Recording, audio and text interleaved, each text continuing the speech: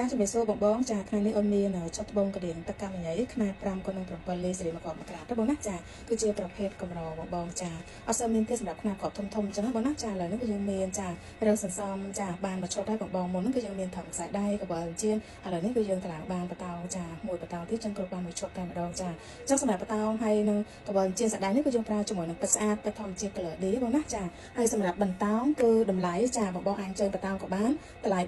3960ចាសម្រាប់បតោងបងបងគឺយើងប្រើជាមួយនឹងទឹក2លីត្រកន្លះហើយ2លីត្រនិង1លីត្រកន្លះហើយសម្រាប់ត្បូងកដៀងគឺ5ក៏នឹង7លីត្រសេរីមកគ្រាប់មកក្រាតចាអញ្ចឹងចំពោះបតោងគឺតម្លៃ3960ហើយសម្រាប់កវលវិញគឺតម្លៃចា1600ចា35បងបងចាគឺយើងប្រើពេជ្រ2លីចា22គ្រាប់ហើយនឹងត្បូងចាមកគ្រាប់មកក្រាតទៅបងណាចាហើយចំពោះខ្សែដៃវិញគឺ